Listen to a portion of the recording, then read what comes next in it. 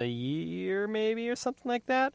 And he had allegedly said that he had contracted or he had got cancer from using this chemical. I think it's the glyphosate, I think. yes, and there's actually some pictures of lesions on his body. It looks kind of gross. He settled in the court, or a verdict was awarded for him for $239 million. I think 30 for compensatory and 200 and whatever the rest is. Can't do math right now. In punitive damages. Now, I myself, I work in toxic tort in mass litigation, so I do defense asbestos work. So what I'm seeing here is with this verdict that was awarded in California, we're going to be seeing a lot of new cases that are going through the door here. Typically with asbestos cases, you can have some $1 million verdicts and stuff, but with a new chemical that virtually everyone had been using for a while. I mean, Roundup was a very popular pesticide kind of chemical that has been used residentially as well as industrially. Yeah. So I think this is kind of opening up a new sector of toxic tort along with silicone, asbestos. I think we're going to be starting to see a lot more cases like this. I don't think we're going to be seeing as high verdicts in the future, but I think this has just opened the floodgates, so to speak. I just feel pretty strongly about Monsanto, like more strongly than I did about the primaries, for sure. Yeah, I guess they had a lot of studies backing up that glyphosate was not, in fact, toxic or in any way or did not cause cancer. And all those studies pretty much were scientists that they sponsored, and is from what I heard.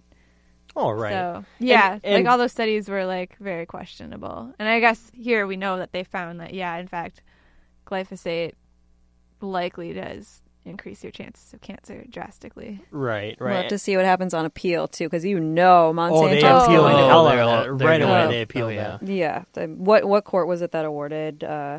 It was a California. It would have been a California district. San Francisco Superior Court of California. Yeah. I'm sure that's a very for liberal. 3 days. That's probably a very liberal court. Oh yeah, with It the took a asbestos while. cases, they hand out some awards too, and I think it also it's good to note too with this case. I mean, you're thinking about how this affects a lot of the population. You know, you talk about, I don't know, like.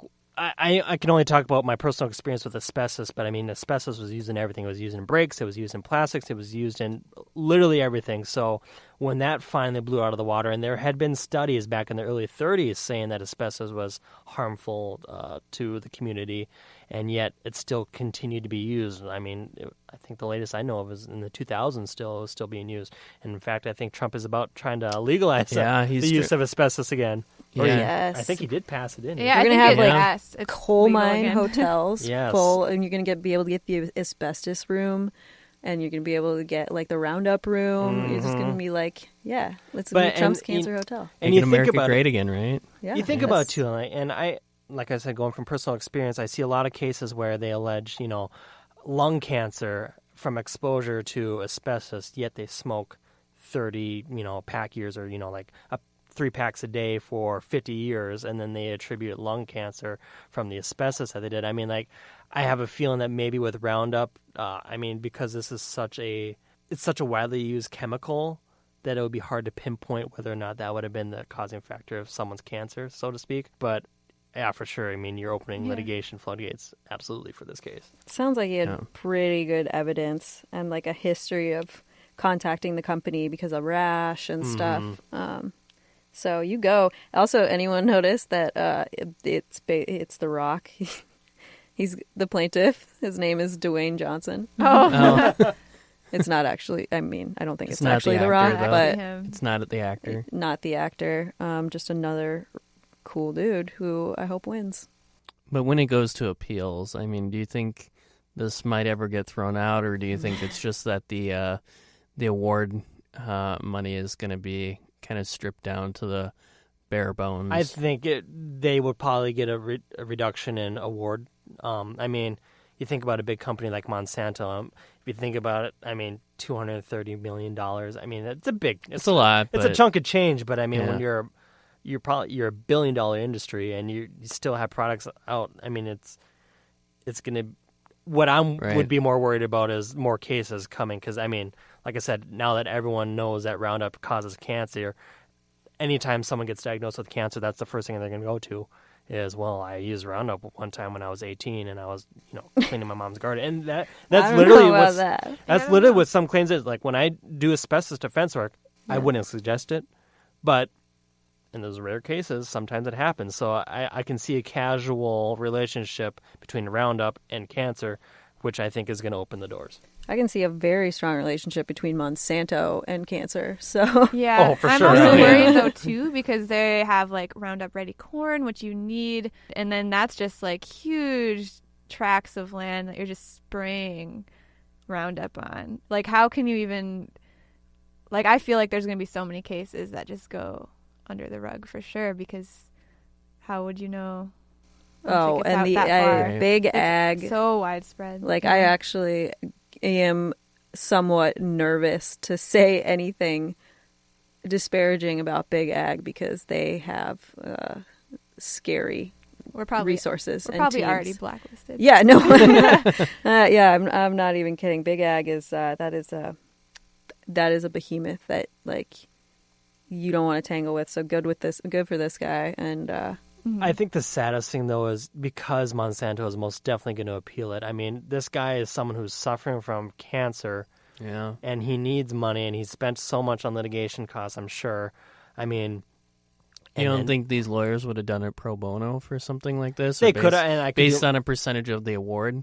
Because if you're the defense lawyer and you get even 1 or 2% of the award for this, which of course lawyers' fees are probably gonna be much larger, but even Right. 1 or 2%, like you're talking about millions of dollars. So. Right. I mean, and typically with a lot of defense work, they charge hourly for their defense work, so it wouldn't necessarily be any kind of award from the verdict. Obviously, if you're the defense side, a verdict against you is not good. So, yeah, I think it's going to be. I mean, we're just going to be prolonging the appeal process. You know how long courts take; they're very slow. Yep. So I think it's going to be really tough on this guy, no matter what. He was in a lose-lose situation. I mean, hopefully he gets some money out of this because he needs it. But I can see this can. A lot of times, people try to wait out the plaintiff until they die. yep, Right. And then go for the state, but more of attrition. yep. So, moving on, so I kind of wanted to touch briefly, and I hate talking about Trump all the time, but unfortunately he's our president, so there's a lot of laws and a lot of, and he's always in the news too. Why can't he ever stay out of the news? So there's a couple things that came out, just recently. The Manafort trial that we talked about yesterday. Manafort got convicted on eight of the 18 counts, tax fraud, and that happened with the Manafort trial. And then also Cohen, Trump's personal attorney, pled guilty to a bunch of tax fraud and lying to authorities, and also that he made illegal campaign contributions based on the directive of the person he was campaigning for, which, of course, was Donald Trump. So probably by the time this podcast comes out, there'll probably be 100 new things that come out about this story. But I guess, how do you see this? Do you guys see this ever ending? Not in our lifetimes. I don't know. That's what I was gonna say. No, I honestly didn't really follow it very closely at all because I just don't care very much anymore. It's all a diversion. I mean, it's a diversion Right. from It is. the actual policy things that are going on. For the things that I'm concerned about, for example, the actual undermining of any environmental regulatory power that we have. Is one thing that is actually happening, and the tax bill and the farm bill and all of these sorts of things that they're pushing through, the actual worker bees are pushing through while Trump just creates a diversion. And it's just, why is he always in the news? Because that's his job. That is literally his job, is to distract people, in my view. And yeah, the rest of it, I saw one good headline though. It was Manafort Manafucked. I think it was Splinter. So credit to Splinter. I did read your headline. I may even have read a few lines of it, but I don't know. I know my mom And like lots of her generation of like hardcore Clinton, like the libs, they're so focused. They're like the people for whom like Mueller is a hero. It doesn't interest me because I think it's the veneer over like a much darker working machine. I'm not saying like agree with that. yeah. Really? Because that seems pretty, that it would be pretty dark. Because I mean, especially when you look at, I mean, what Trump could be charged with, which is, committing treason. I mean, I think that's probably the highest thing that he could be charged with. And I think that would be a very serious crime. Obviously, I don't agree with any of the policies, especially his immigration policies. But I also think that he's kind of deteriorating democracy a little bit. And I know there's actually been some recent studies saying that millennials or young millennials are less likely to agree with the idea that you need to live in a democracy. But I think, and maybe I fall into the camp of where your mother is, where You guys should hang out. where we should. You'd I get think. along. Oh my God, can you imagine the stories she would tell about you? Oh yeah, I've heard them. But I think it's kind of a slow deterioration of democracy that we're going through, and I'm not saying that that Trump did commit treason or that he definitely colluded with Russia. I think a lot of more information needs to come out with. I definitely think the arrow is kind of points in that direction, which is very troubling to me and for democracy of America. But to your point, definitely all of the policy decisions that have been made have been very detrimental to the environment, to immigrants, to the working poor. All of them have been very deteriorated by these policies as well. Yeah, it's like, thanks, Paul Ryan. But I mean, to that point though, I mean, it's like, were we ever really a democracy? Like, in the 90s, like, was that your idea of a democracy? Was that a functioning democracy that actually served everybody in the country? You're never going to serve everyone. It's impossible. No, but I mean, people like talk about the demise of our democracy, but who's really running things, I think the take I kind of have on it, because I would love to see Trump charged with treason, I guess.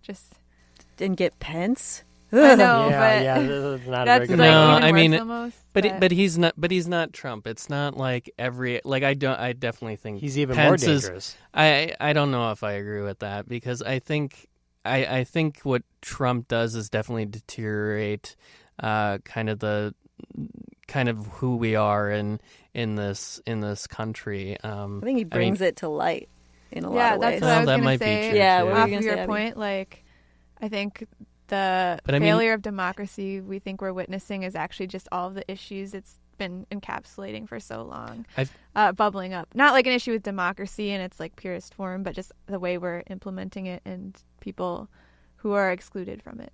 Yeah, I mean, we're a republic.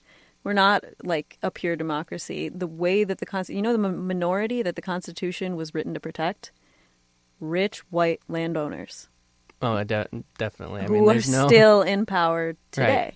Like, and we have formed this idea of this, a democracy that works for everyone, but that's more of that's a relatively modern idea. And that's what because we grew up with it, have this gut feeling that that's what we are striving for. And we think that the system in place, if it would just work right, it would work for everybody. But the truth is that's not what it's set up for.